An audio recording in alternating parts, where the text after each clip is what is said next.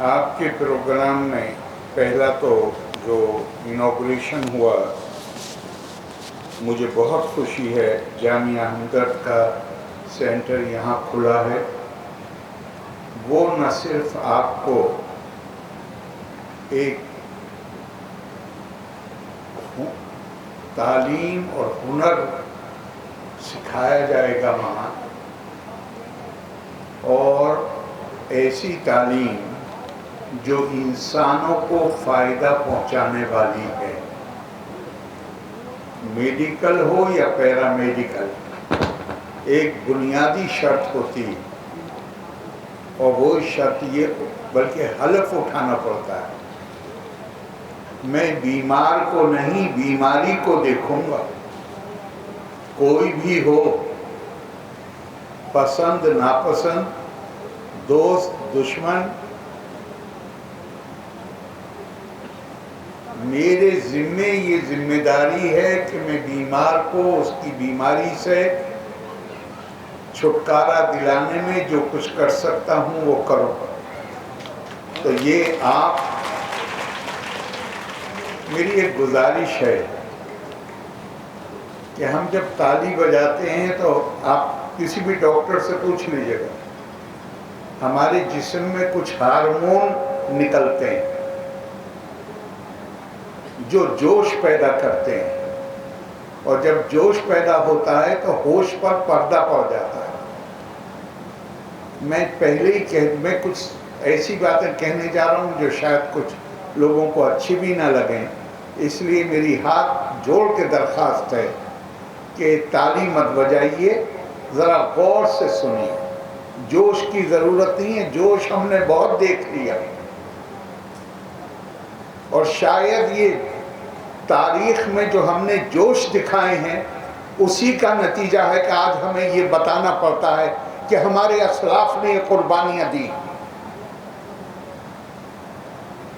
کیونکہ اس جوش کے نتیجے میں جو غلط کام ہوئے ہیں وہ تو ہم بیان نہیں کرنا چاہتے۔ تو خدا را اس جوش پہ قابو رکھیے، اور قرآن بھرا پڑا ہے، بلکہ ایک جگہ تو یہاں تک کہہ دیا گیا ہے وَيَجْعَلُ الرِّجْسَ عَلَى الَّذِينَ لَا يَعْقِلُونَ،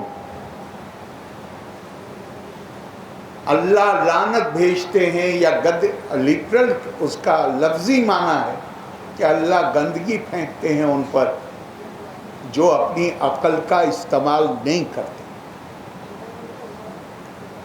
تو عقل کا استعمال کریے۔ پوری تاریخ، علامہ اقبال کا ایک شعر بھی ہے کہ آپ کی جو جلالی شان تھی اس کا اظہار بہت ہو چکا، پوری تاریخ بھری پڑی ہے، اب اپنے اندر کچھ جمالی خصوصیات بھی پیدا کی تھی۔ ہر کے اورا قوت تخلیق نہیں، یہ بھی علامہ اقبال کا ہے لیکن فارسی میں، ہر کے اورا قوت تخلیق نیز، پیش ماجز کافر و زندیق نیز، ہر وہ شخص جس کے اندر تخلیقی صلاحیتیں نہیں ہیں، کریٹیو ایبیلٹی نہیں ہے، رچناتمک چھمتا نہیں ہے، تو علامہ اقبال اللہ سے کہلوا رہے ہیں ایسا شخص ہمارے نزدیک کافر ہے۔ کافر وہ نہیں ہے جسے ہم سمجھتے ہیں، وہ کہتے ہیں کافر وہ ہے جس کے اندر تخلیقی صلاحیتیں نہیں ہیں۔ تخلیقی صلاحیتیں نہ ہونے کا کیا سب سے بڑی نشانی کیا ہے؟ تخلیقی صلاحیت جن میں ہوتی ہے وہ بدلتے ہوئے وقت کے ساتھ نئے راستے بناتے ہیں، اور تخلیق کی پلٹ کیا ہے؟ تقلید۔ تخلیق کی پلٹ کیا ہے؟ تقلید۔ تقلید کسے کہتے ہیں؟ یہ راستہ ہے جس پہ صدیوں سے ہمارے بزرگ چل رہے ہیں، ہم اس راستے پہ ہی چلیں گے، چاہے یہ چھوٹی پگڈنڈی ہو، چاہے جو کچھ ہو۔ بھائی زمانہ بدل گیا، بدلا کرے، ہم نہیں بدلیں گے۔ قرآن حکیم میں آتا ہے، اگر مجھے صحیح یاد آ رہا ہے تو سورہ توبہ کی آیت ہے، الا تنفروا يعذبكم عذابا علیما ويستبدل قوما غيركم لا يضروه شيئا. اگر تم آگے نہیں بڑھو گے، جس کا مطلب ہے کہ اپنے اندر تخلیقی قوتیں پیدا کر کے نئے راستے نہیں بناؤ گے، تو اللہ تمہیں سخت عذاب میں مبتلا کرے گا، اور جس جگہ تم بیٹھے ہوئے ہو وہاں کسی اور کو لا کے بٹھا دے گا، اور تم اللہ کا کچھ بھی نہیں بگاڑ سکتے ہو. اس آیت کی عملی تفسیر آپ کتنے زمانے سے، کتنی صدیوں سے دیکھ رہے ہیں، لیکن ہم کہہ رہے ہیں نہیں، ہم تقلید پہ رہیں گے. رہیے، شوق سے رہیے. آپ چاہے جتنے بڑے عالم بن جائیے، اگر آپ اپنے آپ کو بدلنا نہیں چاہتے تو وہ علم بھی آپ کی مدد نہیں کرے گا. کوئی سا علم حاصل کر لیجیے. حضور صلی اللہ علیہ وسلم کی ایک حدیث ہے، فرمایا اگر تمہارا آج کا دن گزرے ہوئے کل سے بہتر نہیں ہے، علم بغیر عمل کے کوئی تصور نہیں ہے اسلام میں. کہا اگر تمہارا آج کا دن گزرے ہوئے کل کے سے بہتر نہیں ہے، جس کا مطلب اس بیچ میں تم نے اپنے علم میں اضافہ نہیں کیا اور اس علم کے مطابق عمل نہیں کیا، تو تم نے اپنا وقت ضائع کر دیا. میں بہت دفعہ سوال پوچھتا ہوں، 1400 سال پہلے سفر کا آغاز تھا یا اختتام تھا؟ یہ اب نوجوان بچوں کو ہم وہ تقریر کر رہے ہیں، وہ تو بیچارے جو بتایا جاتا ہے وہی بولیں گے. اقلیت کی بہتری، مائنورٹیز کی ایجوکیشن کا ڈیولپمنٹ. میرے بھائی میں پوچھنا چاہتا ہوں، مائنورٹی سے آپ کا کیا مطلب، ذرا مجھے بتائیے. ہندوستان کا کانسٹیٹیوشن مائنورٹی کا لفظ استعمال کرتا ہے، لیکن کسی کمیونٹی کو نہیں کہتا کہ یہ مائنورٹی. سپریم کورٹ میں جب کیسز گئے، انہوں نے کہا جو اپنے آپ کو مائنورٹی مانے وہ مائنورٹی ہے، ہم یہ نہیں بتا سکتے کہ کون مائنورٹی ہے. اب مائنورٹی کا ترجمہ کیا ہوا؟ اقلیت. میں بڑی خوشی کے ساتھ کہہ رہا ہوں، میرا مزاج بن گیا ہے کہ میں اوروں سے کم ہوں. مبارک ہو. دنیا میں لوگ برابری کے لیے آگے بڑھتے ہیں، ہمیں شوق ہے ہم آپ سے کم ہیں، ہمارا ذرا خیال رکھیے. رونے کو دل چاہتا. اور یہی چیز ہے جس کے نتیجے میں اس ملک کی تقسیم ہوئی، یہی چیز ہے جس کے نتیجے میں لاکھوں کی نہیں ملینز کی جان گئی، یہی چیز ہے جس نے ہمیں الگ تھلگ بنا کے رکھا ہے پوری دنیا میں.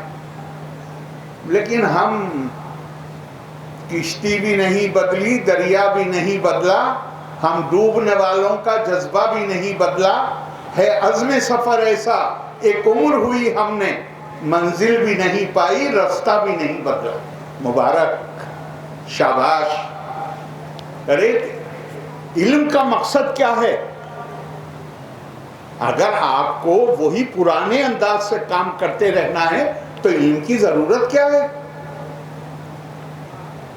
علم کا مطلب ہے زندگیوں کو آسان بنانا. علم کا مطلب ہے اپنے اندر وسیع نظری پیدا کرنا، وسیع قلبی پیدا کرنا. ایک بچہ پیدا ہوتا ہے، پیدا ہونے پر وہ صرف ماں کو پہچانتا ہے، باپ کو بھی نہیں پہچانتا. یوٹیوب پہ آپ نے ویڈیو دیکھے ہوں گے کہ 2-3 سال کی عمر تک بچہ، باپ بھی ماں کے نزدیک آتا ہے تو اسے اچھا نہیں لگتا بچے کو. اور تھوڑا بڑا ہوتا ہے تو باپ سے بھی اتنا ہی پیار کرتا ہے، اور تھوڑا بڑا ہوتا ہے تو خاندان سے پیار کرتا ہے. جب تعلیم حاصل کرتا ہے تو سنسکرت میں کہا گیا ہے تعلیم حاصل کرنے کو تدیتیہ جنما، انسان کی دوسری پیدائش ہوتی ہے، تب اسے یہ پتہ چلتا ہے کہ کل بنی نوع آدم، ساری مانوتا، کل انسانیت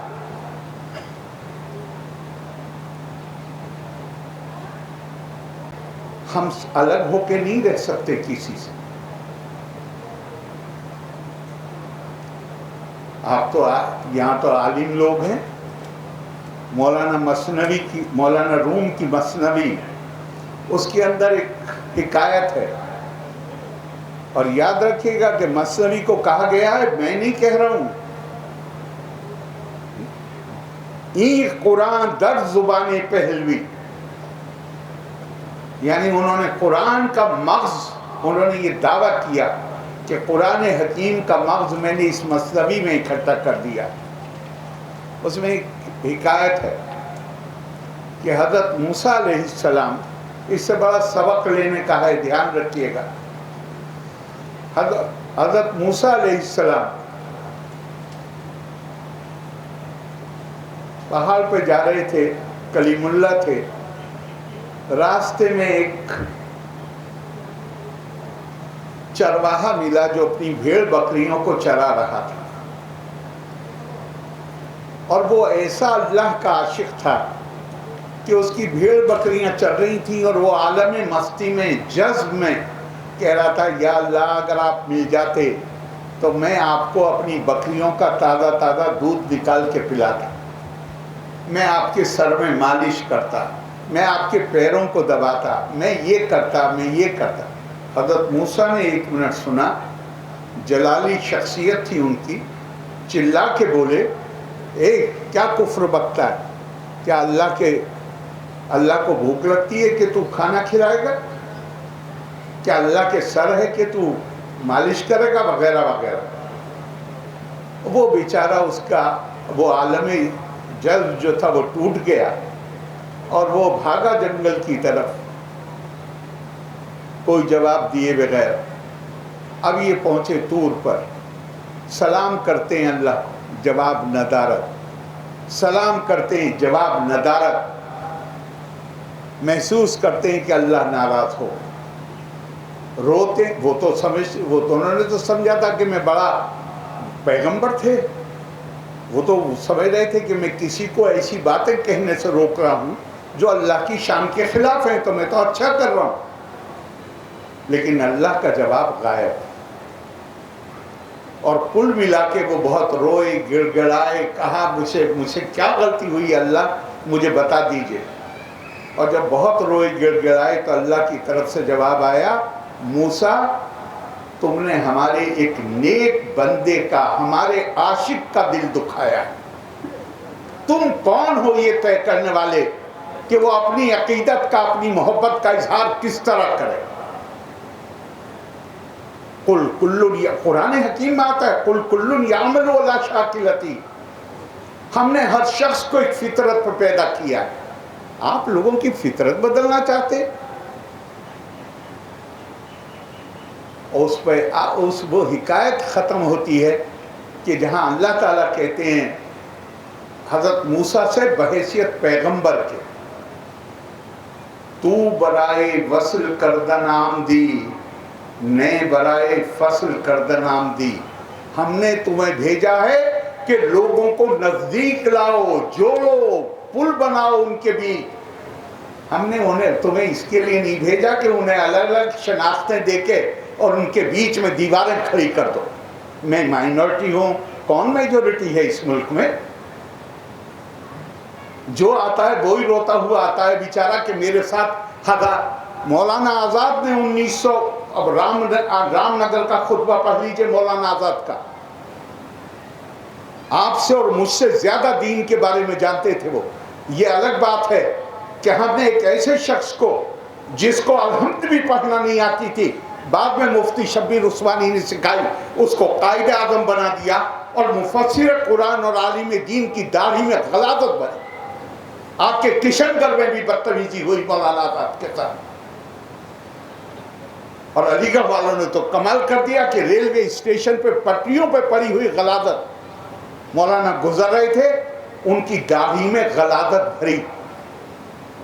مفسر قرآن مولانا آزاد کہتے ہیں کبھی تم نے غور کیا ہے، مطالعہ کیا مائنورٹی کس کو کہتے ہیں؟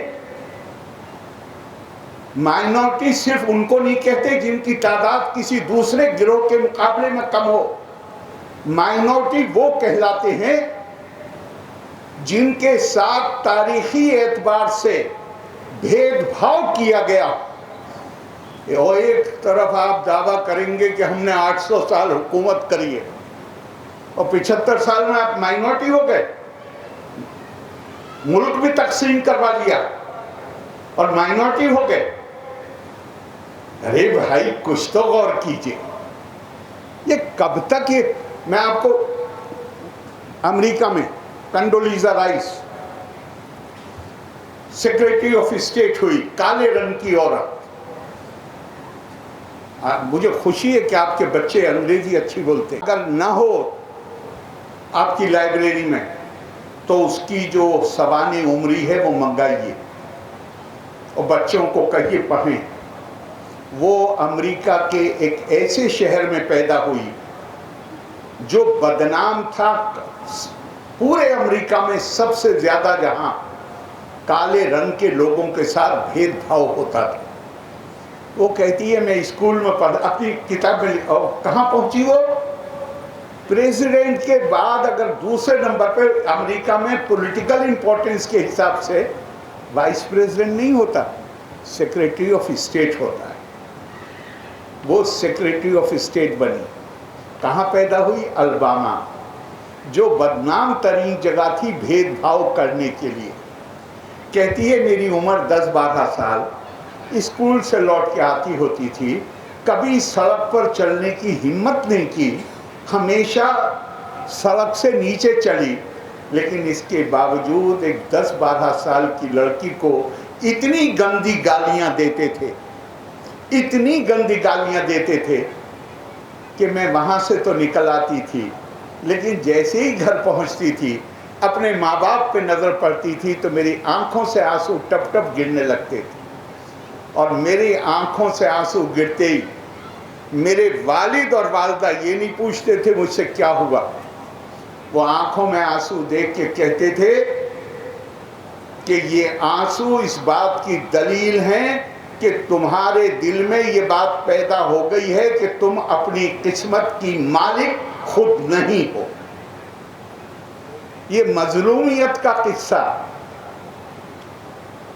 انہوں نے کہا یہ گناہ ہے کہ آدمی مظلوم محسوس کرے، اور کسی بھی قسم کی تفریق، کسی بھی پرکار کا بھید بھاؤ، اگر اس کا کوئی علاج ہے، اچوک علاج، وہ تعلیم۔ اور اس نے لکھا ہے کنڈولیزا رائس نے کہ میرے والد مجھ سے یہ کہتے تھے اگر تمہیں یہ لگتا ہے کہ اس شہر میں یا ملک میں تمہارے ساتھ بھید بھاؤ ہو رہا ہے تو تمہاری ڈیوٹی یہ ہے کہ تعلیمی اعتبار سے تم دوسروں سے دگنا بہتر بنو، ان سے دگنی محنت کرو، پھر بھید بھاؤ کرنے والے تمہارا کچھ بھی نہیں کر پائیں گے۔ یہ مثبت رویہ ہے۔ اس رویے نے اس کو سیکریٹری آف اسٹیٹ کے عہدے تک پہنچا دیا۔ اور میں ہر کسی کے سامنے روتا رہوں میں بھائی مائنورٹی کا مطلب ہے میں کم ہوں۔ میں اپنے ملک میں جہاں میں پیدا ہوا ہوں میں کم بن کے نہیں رہوں گا، اور یہ میں آج نہیں کہہ رہا ہوں۔ میری پرانی تقریریں اٹھا کے دیکھ لیجئے پارلیمنٹ میں، میری پرانے انٹرویو دیکھ لیجئے، سن 80 میرا پہلا سال پارلیمنٹ میں، میرا انٹرویو چھپا ہے سنڈے میں اور رویوار میں، بڑی پاپولر میگزین تھی۔ میں نے کہا بھیا میں تو اس حلقے سے جیت کے آتا ہوں جہاں 12% بھی مسلمان ووٹ نہیں ہیں۔ اب یہ لوگ جو پردے کے پیچھے جا کے ووٹ دیتے ہیں، میں دلی آ کے کہوں کہ میں اقلیت کا نمائندہ ہوں تو کہیں گے ہمارے ساتھ تو دھوکہ ہو گیا، انہوں نے تو میرے اوپر اپنا اعتماد جتایا ہے۔ اگر میں ایک فرقے کا نمائندہ ہوں تو ان کی نمائندگی کون کرے گا؟ جنہوں نے مجھے ووٹ دیا ہے. اور میں نے کہا میری خواہش اتنی چھوٹی نہیں ہے کہ میں ایک چھوٹے سے، ارے اوپر والے کی مہربانی ہے، اس نے کتنا 1.4 بلین ہے اب آبادی، 1.4 بلین کی آبادی ہے، 140 کروڑ، اتنی ہے کم ہے کچھ زیادہ ہو گیا. اور میں کہوں کہ نہیں، میں تو صرف اس میں چھوٹے سے حصے کی فکر کرنا چاہتا ہوں. اس سے کام نہیں چلتا. دھیان رکھیے، رائی زور خودی سے پربت اور پربت ذوف خودی سے رائی. ہمیں ملکہ ہے اپنے پیروں میں کلہاڑی مارنے کا. اب اس کو چھوڑیے پرانے طریقوں کو، اپنے پیر میں کلہاڑی مارنے کا. ارے بھائی ہمیں اب ذرا قرآن حکیم اٹھا کے دیکھ لیجئے، آپ کا رول کیا ہے. کنتم خیر امۃ اخرجت للناس. قرآن کہتا ہے کہ مسلمان پیدا نہیں ہوتا ہے، خلق الانسان، انسان پیدا ہوتا ہے. یہاں کہا گیا اخرجت، تمہیں ایوالو کیا گیا ہے، تمہیں منظم کیا گیا ہے. کاہے کے لیے؟ اخرجت للناس کنتم خیر امۃ، لوگوں کی بھلائی کرنے کے لیے. تو مجھے میڈیکل کی پڑھائی جائے اور میں میڈیکل کرنے کے بعد اپنی نبض پکڑ کے بیٹھا رہوں تو لوگ میرے بارے میں کیا کہیں گے؟ بھائی آپ کے اوپر ذمہ داری ڈالی گئی ہے کل اللہ کی مخلوق کی خدمت کرنے کی، اور خدمت ایسا معاملہ ہے جس میں کوئی آپ کا دروازہ نہیں بند کر سکتا. سرکاری نوکری میں بند کر سکتا ہے، خدمت میں کوئی دروازہ بند نہیں کر سکتا. اور جو خدمت کرے گا اس کے لیے تو قدرت انتظام کرتی ہے کہ اس کو عزت بھی ملتی ہے، اس کو سب چیز سے سرفراز ہوتا ہے. اسے میرا ضروری نہیں ہے کہ آپ اس سے اتفاق کریں، لیکن جو میں مانتا ہوں وہ میں آپ کو بتا رہا ہوں کہ یہ الگ تھلگ بننے کی عادت ہمارا ملی تشخص. ارے بھائی ملی تشخص ہر شخص کا تشخص ہے، انسان کا تشخص کاہے سے بنتا ہے؟ میں کہتا ہوں آپ اپنا ملی تشخص یہ بنائیے کہ لوگ کہیں کہ مسلمان کے پڑوسیوں میں وہ رات کو کھانا نہیں کھاتا مسلمان جب تک یہ نہیں دیکھ لیتا کہ 40 گھروں میں کوئی بھوکا تو نہیں ہے. لیکن کچھ مانگنے کے لیے تشخص نہیں. حضور صلی اللہ علیہ وسلم نے فرمایا حضرت خدیجہ کے بھتیجے حضرت حکیم سے جو بہت بڑے تاجر ہیں، حکیم، الید العلیٰ خیر من ید السفلیٰ. یاد رکھنا حکیم، دینے والا اوپر کا ہاتھ ہمیشہ نیچے کے ہاتھ سے بہتر ہے. عزت اوپر کے ہاتھ کی ہوتی ہے، نیچے کی ہاتھ کی نہیں ہوتی. اور اگلی لائن میں کیا فرماتے ہیں؟ کہتے ہیں اوپر کا ہاتھ وہ ہے جو دیتا ہے، نیچے کا ہاتھ وہ ہے جو مانگتا. میں ابھی پوچھ رہا تھا ڈاکٹر افشار سے، کتنی مسلم آبادی ہے بہار میں؟ کتنی ہے جناب؟ 21%. نمبر کتنا ہوگا؟ 2.5-3 کروڑ. 2.5-3 کروڑ مائنورٹی ہے. اس میں مسلمانوں میں چاہے جو برائیاں ہوں، لیکن ایک چیز میں نے کم سے کم جو میرا مشاہدہ ہے وہ میں کہہ رہا ہوں، سال میں زکوٰۃ ضرور دیتے ہیں. زکوٰۃ دینے والے کتنے ہوں گے؟ آدھے تو ہوں گے، چوتھائی مان لیجئے. کتنے ہوئے؟ 50-60 لاکھ 70 لاکھ. ایوریج 500 روپے مان لیجئے. ذرا 55 لاکھ اور 500 کو ضرب کریے، کتنا ہوا؟ کریے گا ڈاکٹر صاحب، میرا میتھمیٹکس تو کمزور ہے.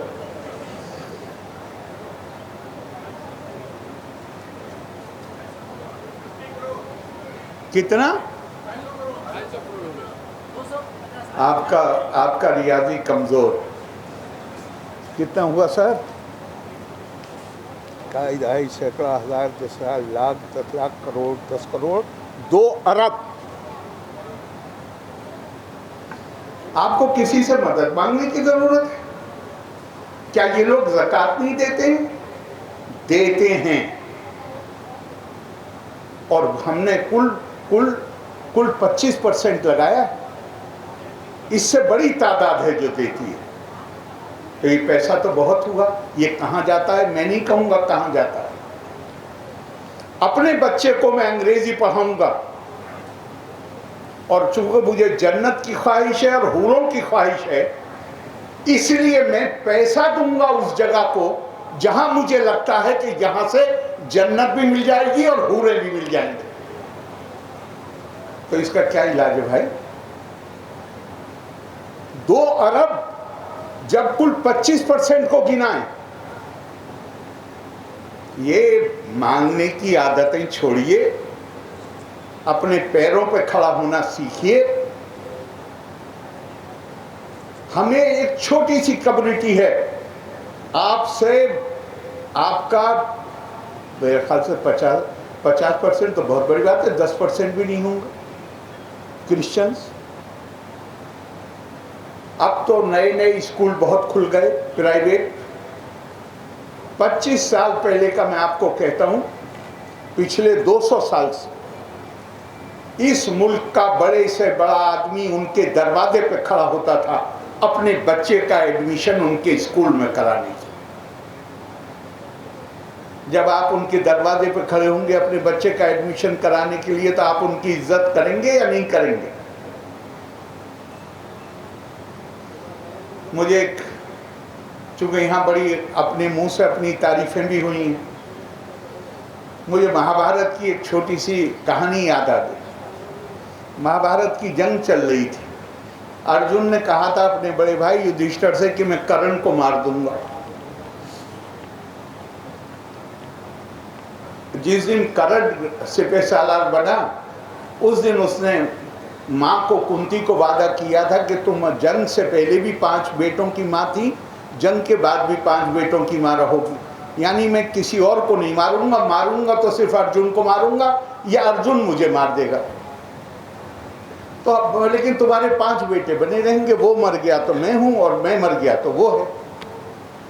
तो उसने चारों को धकेल दिया पीछे, लेकिन मारा नहीं किसी। खबर ये फैल गई कि युधिष्ठिर बहुत बहुत गंभीर रूप से जख्मी हो। अर्जुन तक खबर पहुंची, वो भाग के आया। युधिष्ठिर ने पूछा मार दिया? उसने कहा नहीं, मैं तो आपकी खैरियत पूछने आया हूँ, पता चला।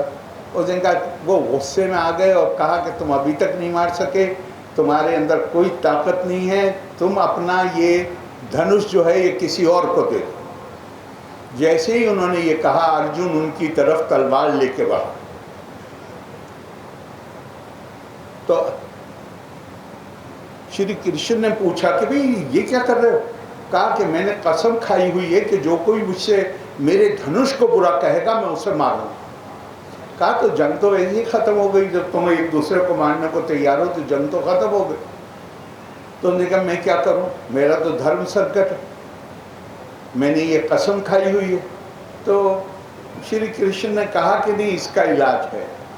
क्या है इलाज? ये तुम्हारा बड़ा भाई है, इसको जाके अंदर गालियां दे दो, क्योंकि जो काबिले एहतराम है, काबिले ताज़ीम है, अगर उसे गाली दे दो ये उसका कत्ल करने के बराबर। उसने गाली दे दी, बाहर निकला और तलवार फिर लेके अपने सीने में घुसाने की कोशिश की।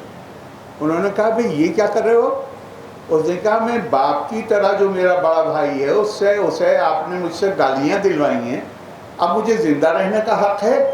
तो उसने कहा चाहे वो मरता है या तुम मरते, बात तो ख़त्म हो गई, कहानी तो ख़त्म हो जाएगी। तो इसका भी इलाज है। उन्होंने अर्जुन ने पूछा क्या इलाज? उसने कहा ऐसा करो, बाहर जाओ, लोगों को इकट्ठा करो और कहो कि मुझसे बड़ा धनुष चलाने वाला न कभी दुनिया में पैदा हुआ है न कभी पैदा होगा, मेरे जैसा कोई है ही नहीं। तो उसने कहा इससे क्या होगा? उसने कहा अपने मुंह से अपनी तारीफ करना खुदकशी करने के बराबर।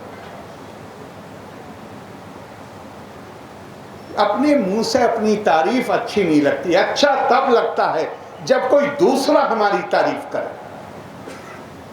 یہ اچھے اخلاق کا بھی ثبوت نہیں ہے کہ ہم اپنے منہ سے اپنی تعریف کریں. اور میں آخر میں، آپ نے بہت ہی خود ہی، میں بھی بہت ساری چیزیں بول سکتا ہوں علم کی اہمیت پر. حضور صلی اللہ علیہ وسلم نے فرمایا اطلب العلم لو کان بالسین تفکر ساعۃ خیر من عبادۃ 70 سنۃ. کسی نے پوچھا ایک بڑے صحابی سے، ماں کانا صفت و تعبدی، یہ بہت امپورٹنٹ ہے خاص طور سے اسٹوڈنٹس کے لیے، حضور کی عبادت کی صفت کیا تھی؟ تو بڑے صحابی نے جواب دیا، اجیبا بین ذالک بالتفکر والاعتبار. حضور کی عبادت یہ تھی کہ اگر ان کے سامنے یہ رکھا ہے تو وہ اس میں غور کرتے تھے کہ یہ چیز کیسے بنی ہے، اس کے کیا فائدے ہیں، اس سے کیا فائدہ لوگوں کو پہنچ سکتا ہے.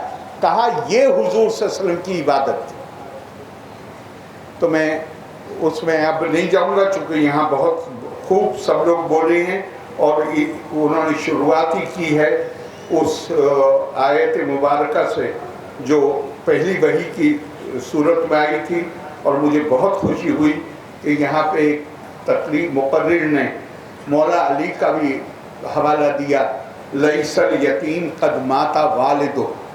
یتیم وہ نہیں ہے جس کے ماں باپ مر گئے، یتیم وہ ہے جس کے پاس علم اور ادب نہ ہو، وہ یتیم ہے. اور لیکن اس کے ساتھ ایک اور یاد دلانا چاہوں گا، مولا علی کا ایک اور بڑا زبردست قول. انہوں نے کہا اپنے بچوں کی تعلیم و تربیت میں اس بات کا دھیان رکھنا کہ انہیں جس دور میں زندہ رہنا ہے وہ تمہارے دور سے الگ ہوگا،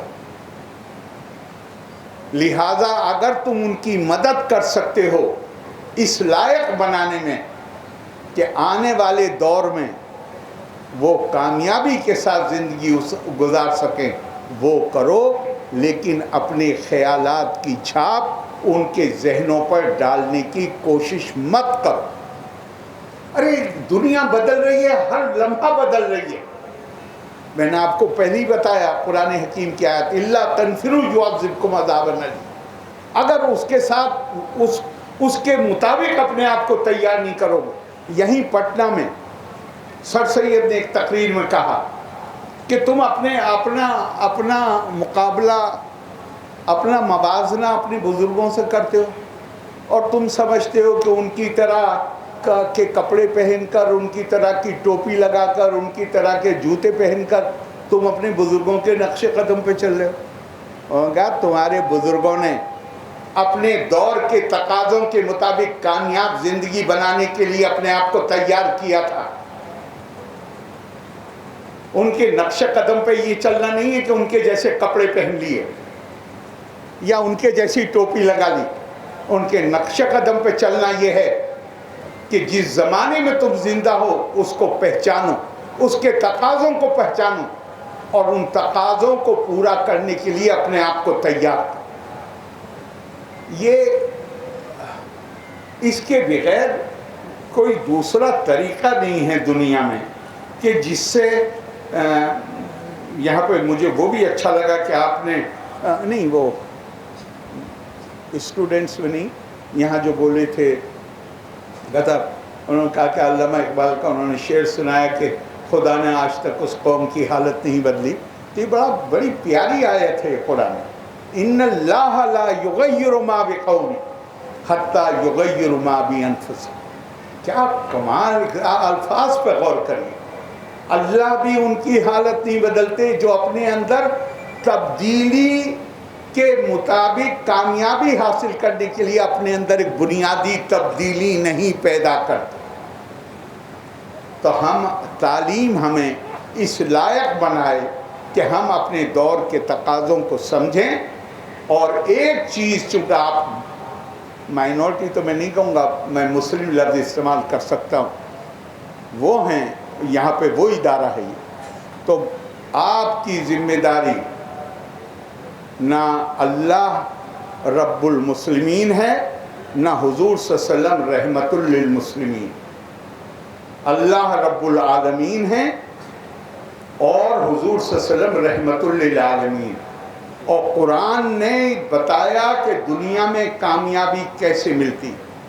سورہ رعد میں جائیے گا، اگر مجھے صحیح یاد ہے 13 نمبر آیت، اس میں مثال دی گئی، سیلاب آتا ہے، پانی کے اوپر جھاگ ہوتے ہیں، آپ سونار کے پاس جاتے ہیں زیور بنوانے کے لیے، سونے کو پگھلاتا ہے، اس کے اوپر جھاگ ہوتے ہیں، جھاگ غیر منفعت بخش ہے، اس سے کسی کا کوئی فائدہ نہیں ہوتا، وہ فنا ہو جاتے ہیں۔ اور پانی زمین کو زرخیز بناتا ہے، سونا پگھلا ہوا سونا، اس سے زیور بنتے ہیں۔ اور آخر میں 2 لائنیں ہیں، فَأَمَّا الزَّبَدُ فَيَذْهَبُ جُفَاءً وَأَمَّا مَا يَنْفَعُ النَّاسَ فَيَمْكُثُ فِي الْأَرْضِ، جو چیز انسانوں کو فائدہ نہیں پہنچاتی وہ ختم ہو جاتی ہے، اور جو چیز انسانوں کو فائدہ پہنچاتی ہے مسلمانوں کو نہیں۔ وَأَمَّا مَا يَنْفَعُ النَّاسَ، جو لوگوں کو فائدہ پہنچاتی ہے، اللہ کا وعدہ ہے اسے ہم زندہ رکھتے ہیں۔ اب اتنا بڑا یہ ادارہ قائم کیا مطیع الرحمان صاحب کے والد کو 100 سال، لیکن جب تک یہ ادارہ رہے گا تب تک ان کے اس نیک کام کو یاد کیا جاتا رہے گا، اور وہ لوگوں کے ذہنوں میں زندہ رہیں گے۔ قائم رکھنے کا جو مراد ہے اس آیت میں وہ یہ ہے کہ آپ کا کام وہ ہونا چاہیے کہ جس سے آپ لوگوں کو فائدہ پہنچائیں، ینفع الناس۔ اور سورہ بقرہ میں دیکھیے تو اس قرآن نے کہیں بھی دینی اور دنیاوی علوم کی تفریق نہیں کی، صرف ایک تفریق ہے، وہ علوم جن سے انسانیت کو نقصان پہنچتا ہے غیر منفعت بخش، اور وہ علوم جن سے انسانوں کو فائدہ پہنچتا ہے منفعت بخش۔ ہم سماج کے لیے، سوسائٹی کے لیے، اپنے شہر، اپنے ضلع، اپنے صوبے، اپنے ملک کے لوگوں کے لیے فائدہ مند بنیں، اس دعا کے ساتھ میں آپ کو اپنی نیک خواہشات دیتا ہوں۔ لوکا سمستا سکھینو بھونتو۔ بہت دھنیہ واد۔ جے ہند۔